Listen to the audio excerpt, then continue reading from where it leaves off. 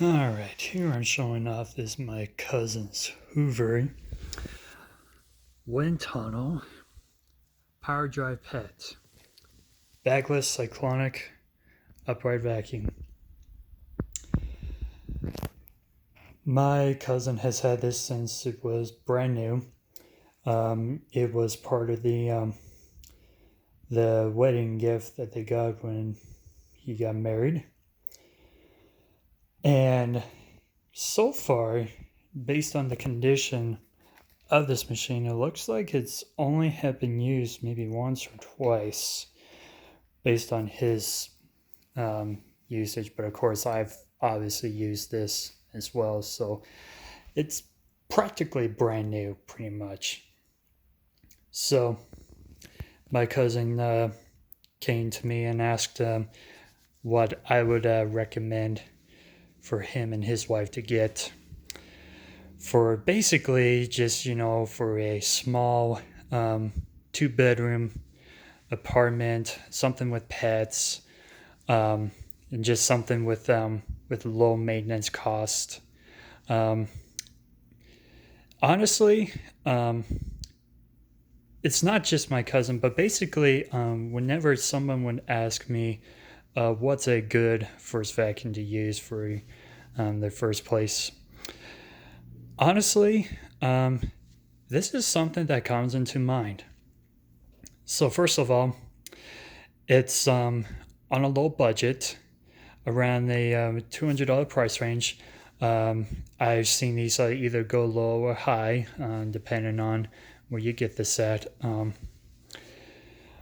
But so number one for the cost, or secondly, for ease of use and for the features, that's another thing that comes into mind with this. I mean, this is actually a pretty simple to use upright vacuum that's got a quick to use bypass hose with attachments on board, as well as a turbo brush to clean off some furniture. And of course, I said low maintenance. It's a bagless, even though I'm not a fan of bagless, but most people would probably wouldn't want to buy bags this young at a time. So basically, it was something that you could just simply dump out and wash the filter underneath it, and it's pretty low cost to maintain this, honestly. And last but not least, when it comes to overall cleaning performance, for $200, this is honestly not a bad choice.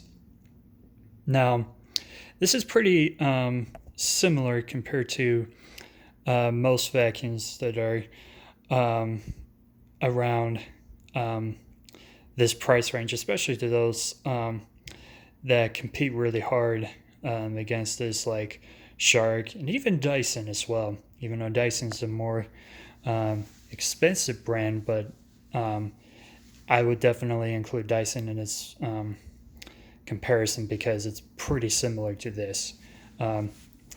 You got cyclonic dust cup that doesn't lose suction. It's got inside washable pre-filters that you can just rinse under the cold water tap. Honestly, when it comes to filters like these, I've actually washed these in my washing machine before, not on cold, but on hot, even my hottest setting in my washer. And I even put bleach in them as well.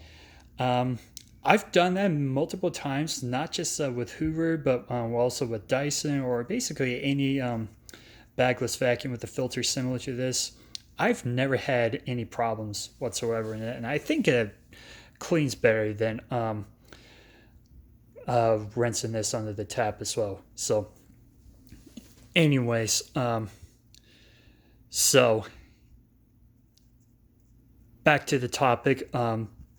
So for $200, this is honestly a pretty darn good option to have for not only just a first vacuum, but for a bagless machine. If you are looking at something like a Shark, a Dyson, and even my personal favorite, Kenmore as well. Now, I would have loved to recommend a Kenmore to anybody, but honestly, as a professional like me, it is basically my job to recommend somebody the best to have. And so Hoover, in my opinion, is a better option to go, because Hoover has had a much higher reputation. They are really good to deal with. They've always made good vacuums. I've honestly never really had a criticism on a Hoover before. Well, maybe something very oddball like a Hoover Z, but honestly, I've always liked Hoover and thought that they've always been a good, decent brand to buy. So, anyways, without running my mouth anymore, I'll just go ahead and show off some features on it. So like I said, you have a rinsable pre-motor filter underneath. You also have a filter to basically protect anything that goes through the pre-motor filter. And of course, that's the housing where the motor sits underneath that. I do like that, unlike a Dyson that just doesn't have any clips to unlatch this off, you could just easily lift that up and that's it. So for best performance rinse filter monthly, honestly my recommendation is to wash this every time you vacuum, just under the sink. Maybe monthly I would probably throw the filter in the washing machine, but of course my personal recommendation, if you don't want your warranty voided, I'd recommend for now just to rinse under the tap. I do the washing the filters after that warranty has expired. So as I said before, you got a multi-cyclonic dust cup. It doesn't hold very much, just like most other bagless vacuums, but as far as cleaning performance goes, yeah, just like a Dyson or a Shark, this doesn't really lose performance as it fills up, but you definitely don't want to overfill the dust chamber as you fill up. So another thing I do like about this machine is that you can easily access this off to take the cyclones out to clean them. I'm not going to do that on camera, but you just basically get an idea here. You have a button to release the canister to dump this into a trash can.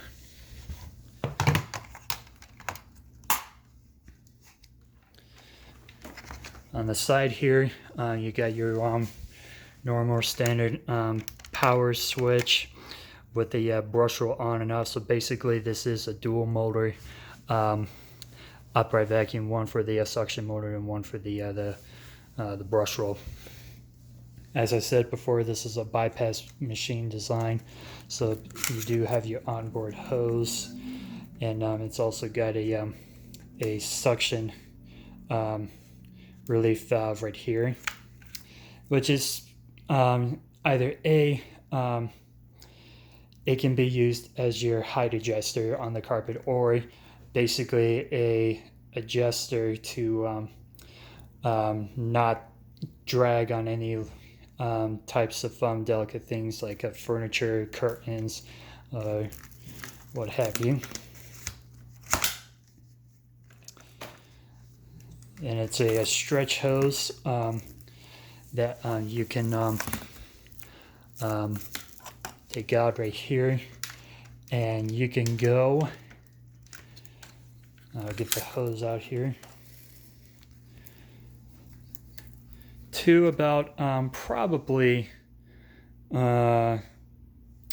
let's say maybe 20 feet of cleaning or something. I don't have the exact dimensions in mind. I'm sure you can find that for yourselves. One thing I do like about this machine as well, I like that the hose is drawn right here, so that as you're cleaning, as you block the suction and airflow, usually the hose clings back, but if you do that with this machine, it would prevent from tipping over. So if you have any questions and concerns, of course, you can always contact Hoover. You got your warning labels to basically not use it on wet surfaces or outdoors. That's the model info and serial number, and of course this product is made in China. You do have your hose that basically draws out from through the hose down through this wand and out into the floor head.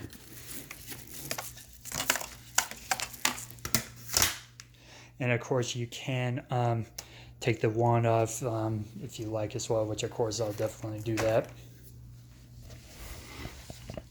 in this video. So you also do have rubber coated wheels underneath the machine. Of course you got your patented wind tunnel technology, and you do have your brushel. The bristles are not stiff, but of course they're not soft either. Now what's pretty impressive about this is that even though it's got pretty soft bristles, it feels like it does a very impressive job digging through the carpets. That's another reason why I would recommend this to basically anybody looking for a vacuum in their waiting list. This is what's pretty cool, is that it has a clear bottom housing to where you can see the brusher motor and the circuitry as well. And of course it's got another caution label on it. So just thought I'd go ahead and show you that. And of course you got two more rubber coated wheels on the front as well.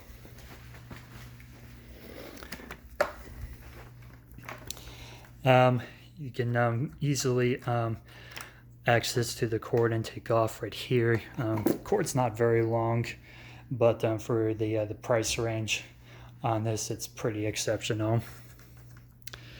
At least it's not like a ridiculously short 15 or 20 foot cord that you find on a typical $40 or $50 vacuum.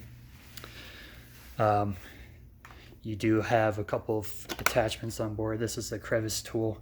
I'm not that too fond of this Crevice Tool, just because not only it's pretty small, but also it's pretty skinny to where it can really restrict the suction and airflow on this. On the other side here, you do have a dusting brush, which it's very, very soft. I actually do like this brush. It's pretty good. Another thing I also do like about this machine as well is that you can easily take the hose off if you want to clear any blockages or clogs in the hose. You can easily do that. And of course, as I said before, you can take the wand if you like. And the wand here, it's not telescopic, but it is pretty long enough to where I don't have to bend over to get to the crevices or what have you.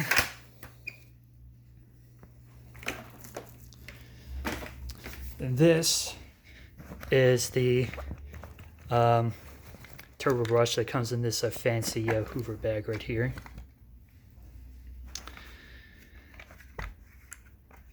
Bristles are also soft as well, but like the brushel, it's also got a geared belt as well, to where you can prevent for any breakage or slipping on this.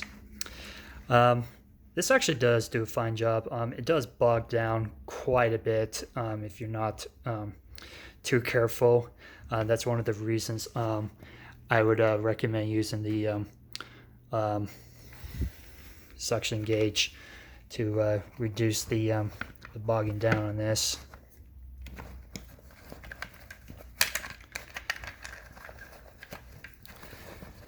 So, last but not least, it has a sealed halogen system. So of course, it does have a really good pre-motor filter that you can clean, but it also does have a good Hepa filter as well. So as I pop this down so it doesn't have a handle release pedal, you just simply put your foot and step down in there. You take this out to get access into inside the Hepa filter, and there's a clip in here that you can take this off. So this is the Hepa filter. It's not like the best. I'm pretty sure this will not blow a 0 on a particle counter, but it definitely does do a whole lot better than most other vacuums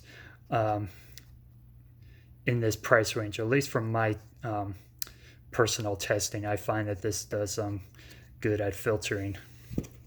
I'm sure a Hoover one-tunnel air with this much thicker Hepa filter would actually do a better job with this, or at filtering, of course. And that's basically what the motor looks like.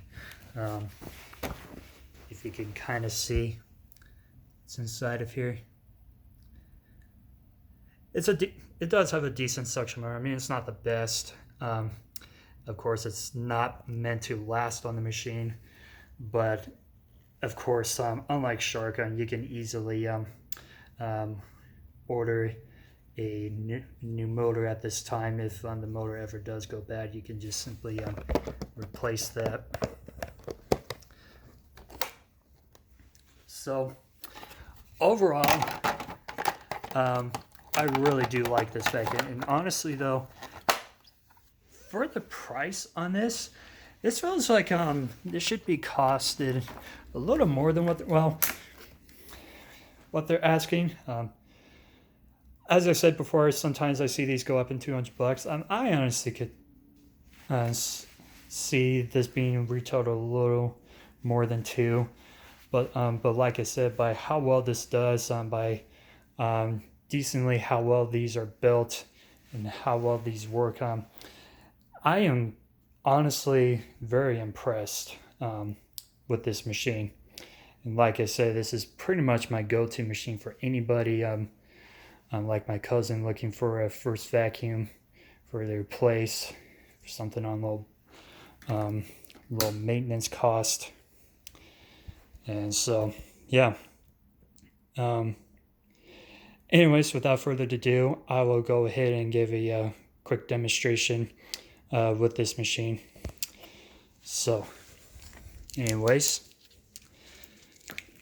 I'll try to be careful not to go over some wet areas in here, because I know earlier I was cleaning with a Hoover spotless cleaner on this upholstery right here. So yeah, hopefully there won't be any electric shocks according to the warning label. So of course there's a another caution label right here that if it does happen to overheat, it would shut off to prevent damage.